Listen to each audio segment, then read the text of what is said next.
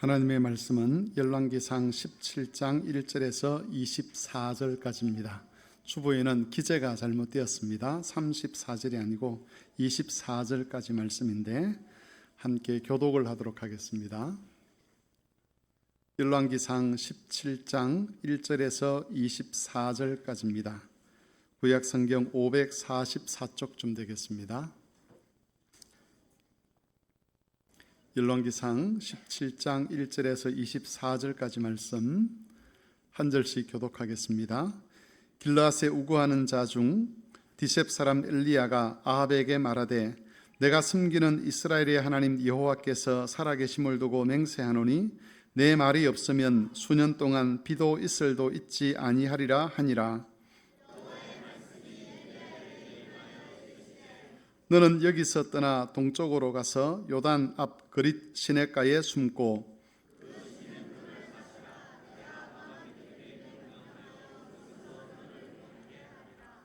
그가 여호와의 말씀과 같이 하여 곧 가서 요단 앞 그릿 시냇가에 머물매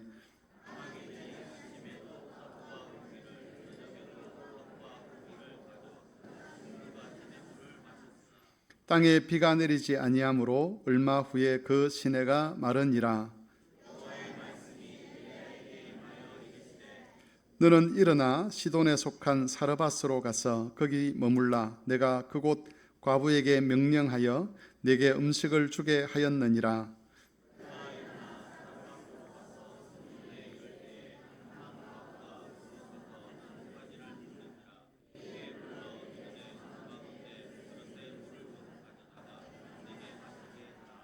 그가 가지러 갈 때에 엘리야가 그를 불러 이르되 청하건대 내 손에 떡 한 조각을 내게로 가져오라.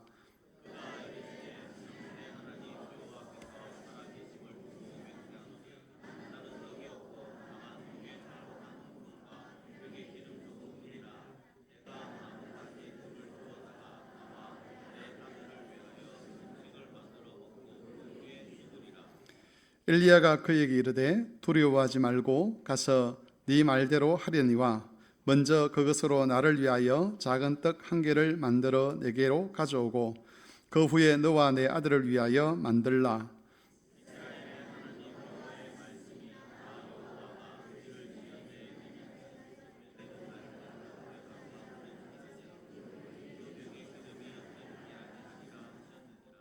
그가 가서 엘리야의 말대로 하였더니 그와 엘리야와 그의 식구가 여러 날을 먹었으나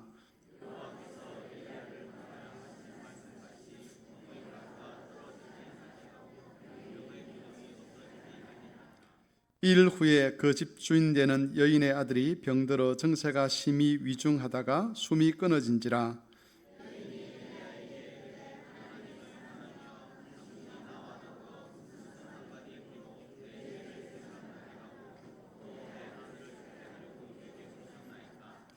엘리야가 그에게 그의 아들을 달라 하여 그를 그 여인의 품에서 받아 안고 자기가 거처하는 다락에 올라가서 자기 침상에 누이고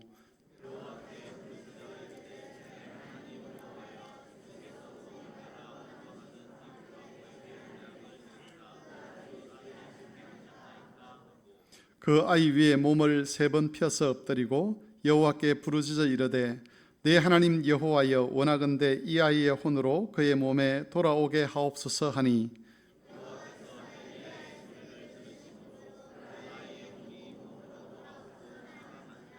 엘리야가 그 아이를 안고 다락에서 방으로 내려가서 그의 어머니에게 주며 이르되 보라 내 아들이 살아났느니라.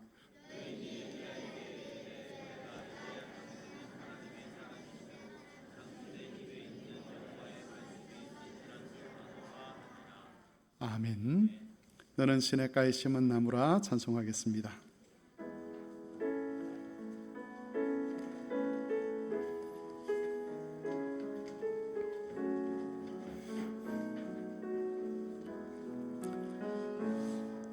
너는 시냇가에 심은 나무라. 하나님의 사랑 안에 믿음 불이 내리고 주의 뜻대로 항상 살리라.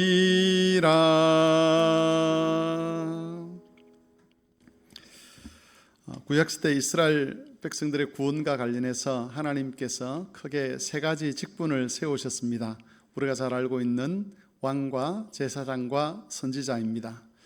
이 왕과 선지자와 제사장을 세울 때는 반드시 기름을 머리에 부어서 직분에 임명을 했는데, 이렇게 하신 것은 하나님께서 이들을 구별하셨다는 것을 나타내는 표시였습니다.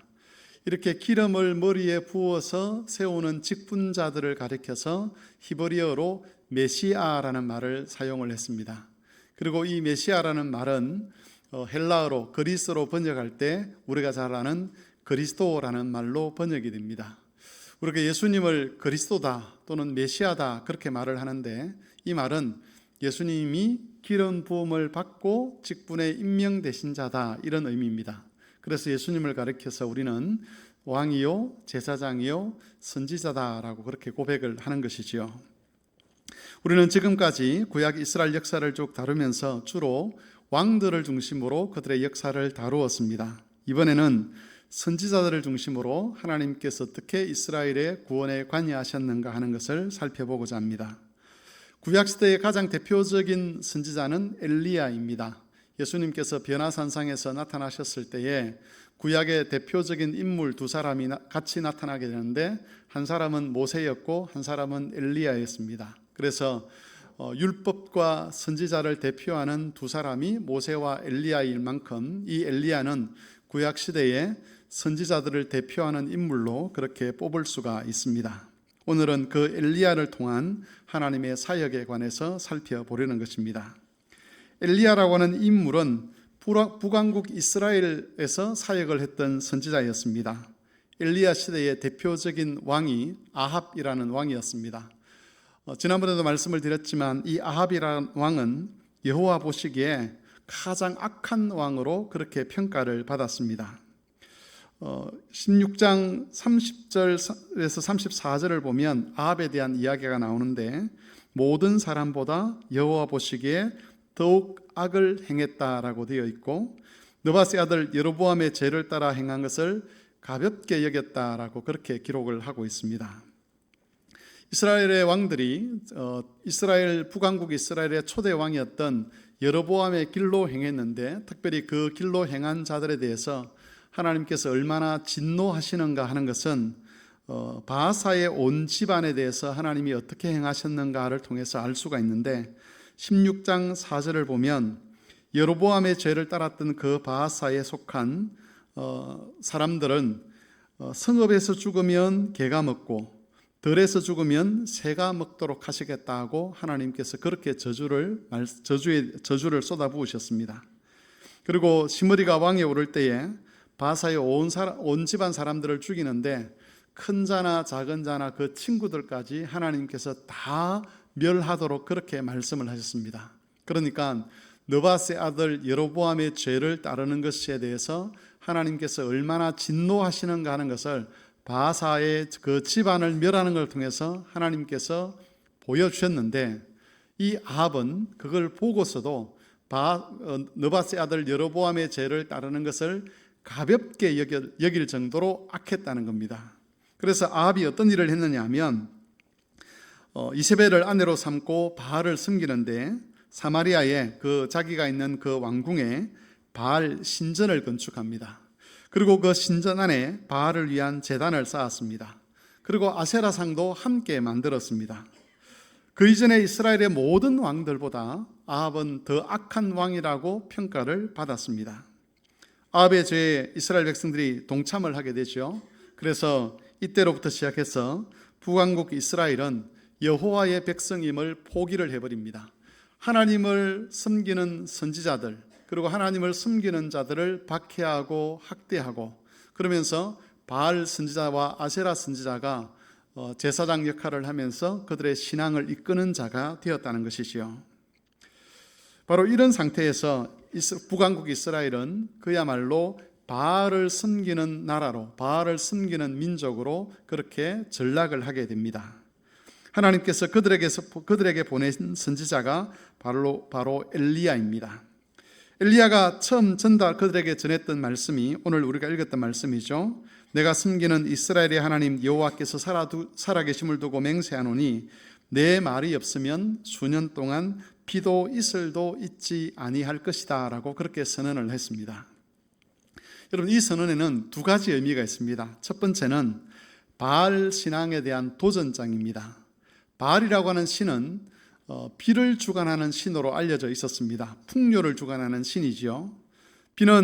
이스라엘 백성들은 그런 생각을 했습니다. 비라고 하는 것은 여호와 하나님이 어떻게 좌지우지할 수 있는 것이 아니라 이 바알이라고 하는 이 신이 비를 내리기도 하고 비를 끊기도 한다라고 그렇게 믿고 있었던 것이지요.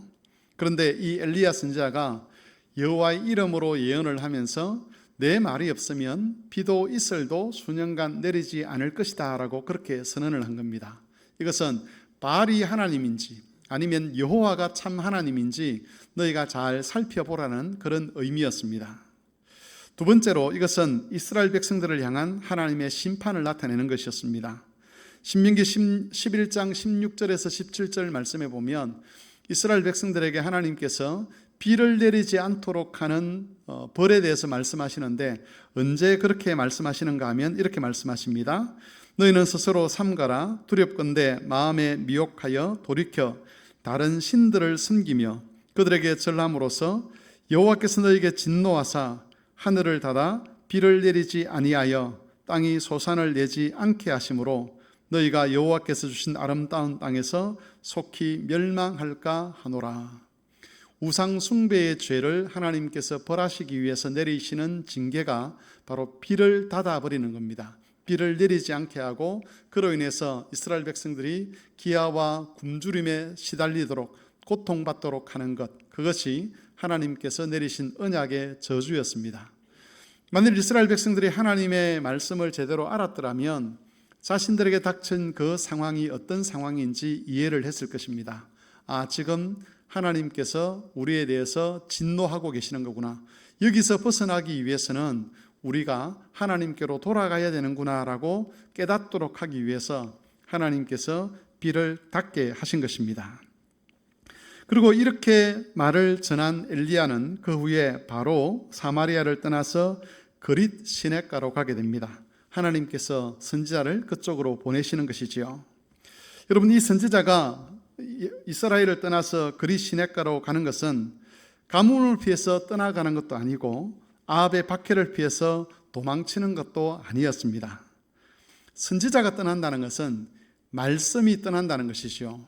하나님께서 하나님의 말씀을 선지자들의 입을 통해서 이스라엘 백성들에게 들려주곤 하셨는데 그 선지자가 이제 이스라엘 땅에 머물지 않도록 하는 겁니다.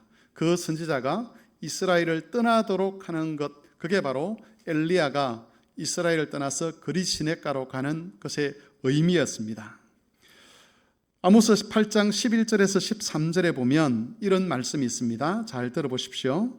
주 여호와의 말씀이니라. 보라, 날이 이를지라 내가 기근을 땅에 보내리니 양식이 없어 주림이 아니며 물이 없어 가람이 아니요 여호와의 말씀을 듣지 못한 기갈이라.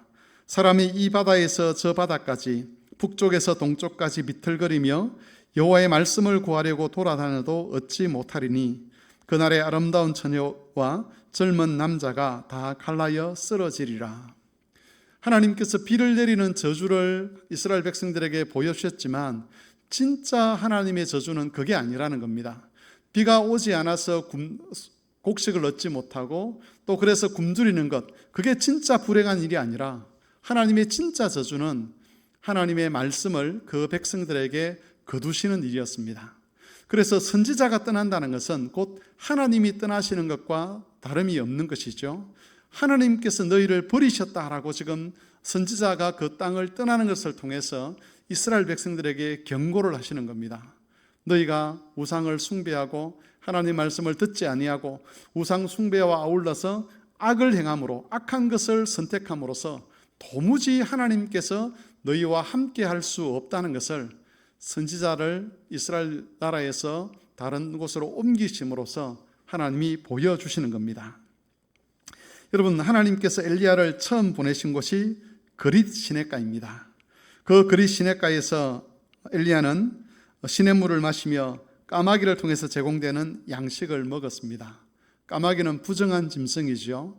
하나님께서 이 부정해 보이는 짐승, 이스라엘 백성들이 혐오하는 그 짐승들을 통해서 엘리야를 먹이시고 그릿 시냇물을 마시게 하셨습니다. 이것은 마치 이스라엘 백성들이 광야에서 하나님으로부터 만나와 메추라기를 제공받고 또 바위를 통해서 생수를 제공받는 그런 것들을 연상시키는 일을 합니다. 그런데 여기서 우리가 한 가지 질문해 보아야 될 것이 있습니다. 그것은 왜 하나님께서 곧바로 엘리야를 시돈 땅으로 보내지 아니하시고 이 그릿 시냇가에 머물게 하셨는가 하는 점입니다. 하나님께서 엘리야를 이스라엘 땅에서 시돈 땅으로 보내시면서 이제 너희가 심판을 받았다, 하나님이 너희를 떠났다는 것을 나타내기 위해서 그렇게 옮기시는데 왜 그릿 시냇가에 일정한 기간 동안 머물러서 거기서 엘리야가 그 시냇물을 마시고 까마귀로부터 그것을 공급받도록 하셨는가 하는 것이죠. 왜 이 중간 단계가 있는가 하는 것을 우리가 질문해 볼 수가 있습니다. 하나님께서 엘리야를 바로 떠나게 하지 않으시죠. 이 그릿이라고 하는 이곳은 이스라엘과 이방 땅의 경계 지역입니다. 하나님께서 엘리야를 거기 딱 두신다는 의미가 무엇이겠습니까? 여차하면 다시 예루살렘으로 돌아갈 수도 있고, 이스라엘 나라로 돌아갈 수도 있고, 또 여차하면 이방 땅으로 갈 수 있는 곳이 바로 그릿이라고 하는 그 지역이었습니다. 그렇다면 거기에 엘리야가 머문다는 것은 하나님께서 뭐 하신다는 것이죠? 기다린다는 겁니다. 무엇을 기다리겠습니까? 이스라엘 백성들이 회개하기를 기다리는 것이죠. 비가 오지 않는 그 상황을 보고 이스라엘 백성들이 정신이 제대로 박혀 있으면 판단을 하는 거죠. 우리가 바알을 섬기는데 왜 비가 오지 않지? 바알이 정말 하나님이라면 비를 내려줘야 되는 게 맞지 않나?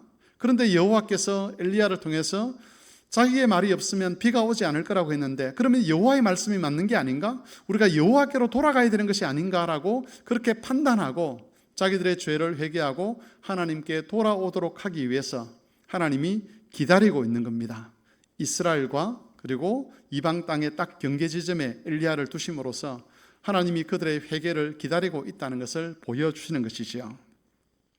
여러분, 그릿이라고 하는 이 말의 뜻은 나누어진다 또는 분리된다라는 뜻이 있습니다. 우리가 이혼이라고 하죠. 갈라서는 거죠. 그 이혼이라는 말도 이 그릿이라는 말에서 유래가 된 말입니다.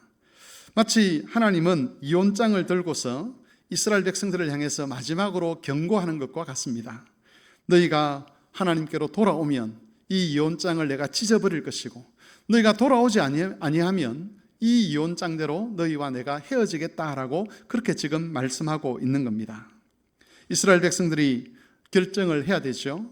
하나님께로 돌아갈 것인가 아니면 하나님과 분리될 것인가를 결정해야 되는데 이스라엘 백성들은 하나님께로 돌아오기를 포기하고 결국 하나님께서 엘리야를 그릿 시냇가에서 시돈 땅으로 보내어 버리십니다.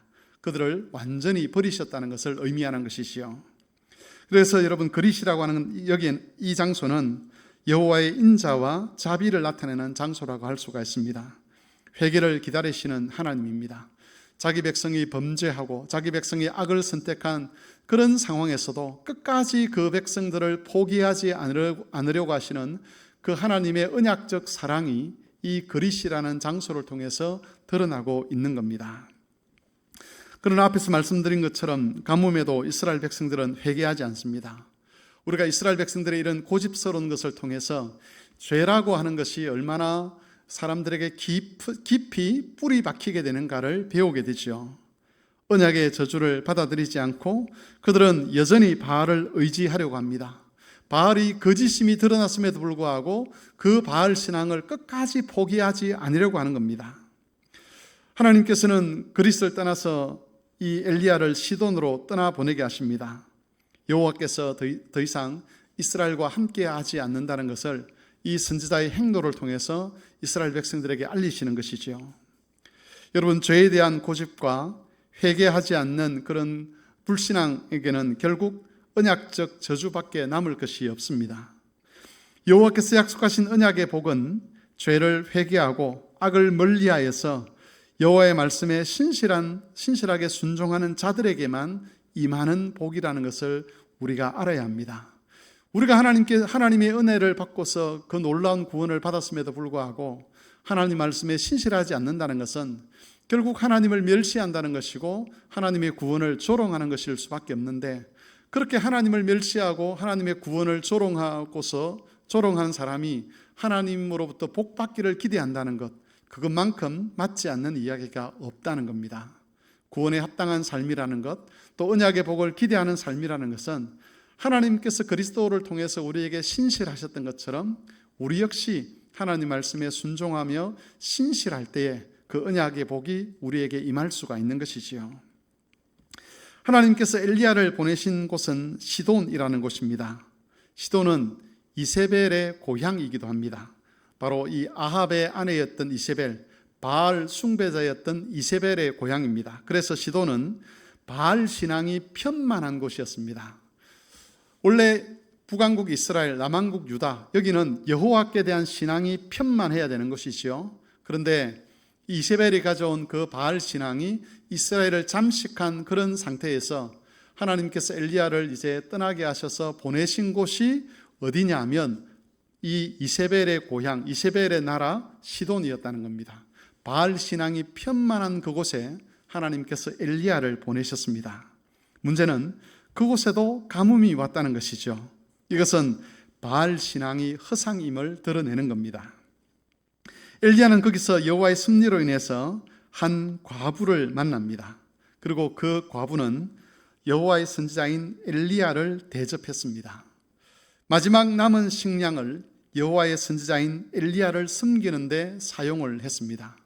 우리가 성경을 읽어보면 마치 엘리야는 무슨 명령을 하는 것 같고 이 과부는 마치 시종드는 종처럼 그렇게 번역을 해놓았는데, 이게 우리가 한글에서 엘리야는 반말을 하고 또 과부는 존댓말을 하고 이런 식으로 번역을 하다 보니까 이게 마치 엘리야는 명령하는 것처럼 보이지만 엘리야가 여호와의 이름으로 이 과부를 권면하는, 또 그 과부는 그 권면에 반응하는 그런 내용으로 이루어져 있습니다. 그래서 사실 번역을 할 때에 엘리야가 했던 말을 존칭어를 써서 읽으면 훨씬 더 이 장면을 이해하기가 쉬울 것 같습니다. 어쨌든 여러분, 이 과부가 마지막 남은 식량을 가지고 여호와의 선지자인 엘리야를 섬기게 되는데, 이것은 단순히 선한 행위를 했다 그렇게 평가할 일이 아니었습니다. 과부가 그런 선택을 하게 된 것은 엘리야가 여호와의 선지자이기 때문입니다. 여호와의 선지자를 대접한다는 것, 그것은 곧 여호와 하나님을 대접하는 것이지요. 이스라엘 백성들에게 멸시와 학대를 받던 선지자가 시돈의 가난한 과부에게서 섬김을 받습니다. 하나님의 땅이라고 하는, 하나님의 기업이라고 하는 그 이스라엘 땅에서는 조롱과 멸시와 학대를 받았는데, 바알의 땅이라고 하는 시돈에서는 한 과부를 통해서 섬김을 받도록 하나님이 하셨다는 겁니다. 여러분, 이 과부는 어떻게 이 엘리야를, 하나님의 선지자를 섬길 수 있었겠습니까? 성경은 우리에게 해석의 일관성을 요구를 하죠. 그 해석의 일관성을 따라서 이 장면을 이해를 한다면 이것은 믿음으로 가능한 일이다, 그렇게 평가할 수가 있습니다. 하나님의 참 백성이 버린 여호와께 대한 신앙이 바알의 땅인 시돈에 있는 한 과부에게서 발견이 되는 것입니다. 그리고 그 과부는 여호와의 도움으로 긴 가뭄의 상황 속에서도 먹을 것을 제공받습니다. 통의 가루와 병의 기름이 끊어지지 않는 그런 은혜를 입게 되는 것이지요. 이건 참으로 아이러니한 장면입니다. 하나님 백성인 이스라엘은 여호와의 선지자를 학대하고, 하나님이 기업으로 주신 그 이스라엘 땅에서는 여호와께 대한 믿음을 찾기가 어려운데, 바알의 땅인 거기에서 하나님께서 한 믿음의 여인을 일으켜서 하나님의 선지자를 공개하도록 한다는 이런 이야기가 아이러니할 수밖에 없지 않습니까? 그런데 여기서 우리는 하나님께서 무엇을 의도하고 있는가를 알 수가 있습니다. 그것은 이스라엘 백성을 향한 책망이죠. 바알 신앙이 주가 되는 그 땅에서도 하나님을 아는 자가 일어나서 하나님의 선지자를 섬기는데, 하나님으로부터 온갖 복을 다 받았다고 하는 이스라엘 백성들은 하나님을 알지 못하고 믿지 못하고 섬기지 못하는 그 상황을 하나님께서 안타까워하시면서 이 시돈의 과부를 들어서 이스라엘 백성들의 믿음 없음과 그들의 모든 불신앙과 우상 숭배를 책망하시는 겁니다. 이스라엘 백성들이 어쩌면 이렇게 하나님께 변명을 할 수 있었을지 모르겠습니다. 하나님, 우리는 아합 왕이 그렇게 하자 그러니까 다 그런 줄 알았습니다. 왕이 그렇게 하니까 우리가 어쩔 수 있었겠습니까? 그냥 따라가는 것 아니겠습니까? 세상이 그랬는데 우리가 어떻게 저항하겠습니까? 세상이 그러니 우리도 따라갈 수밖에 없지 않았겠습니까? 라고 자기들의 죄를 변명할 수 있을 것인데, 그때 하나님께서 이스라엘이 변명하지 못하도록 세우신 인물이 바로 이 사르밧 과부이지요. 바알 신앙이 편만한 곳에서, 그것도 이방 여인이 여호와의 선지자를 존귀하게 여기고 믿음으로 그들에게 있는 마지막 음식을 가지고 공개할 정도로 큰 믿음을 가졌다면, 어떻게 하나님의 땅이라고 할 수 있는 가나안 땅에서 그 하나님이 주신 모든 복을 받아 누리면서도 여호와를 섬기지 않은 그 이스라엘 백성들의 죄가 얼마나 큰가 하는 것을 이 시돈의 과부를 통해서 하나님이 보여주시는 겁니다. 뿐만 아니라 이 시돈의 과부는 아이가 죽었을 때에 엘리야의 도움으로 아이가 살아나는 그런 기적도 체험을 하게 됩니다. 하나님의 능력이 크다는 것을 시돈의 과부의 집에서 일어난 일을 통해서 하나님이 알리시는 것이죠. 여호와가 죽음조차도 다스릴 수 있는 분임을 보여주고 있는 겁니다. 이런 여호와께서 이스라엘의 하나님입니다. 그런데 이스라엘은 이런 여호와의 은혜를 전혀 입지 못했습니다. 그들이 선택한 바알은 그들의 문제를 해결할 능력이 없었습니다. 아무런 도움이 되지 못했습니다. 그러나 여호와 하나님은 이방 땅에서 자신이 얼마나 능력 있는 분이고 자신이 얼마나 신실한 분인가를 드러내셨죠. 이스라엘 백성들이 고통을 당한 것이 하나님에게 문제가 있기 때문에, 하나님의 능력이 부족하기 때문에 그들이 고통을 당한 것이 아님을 하나님께서 여기서 고발을 하고 있는 겁니다.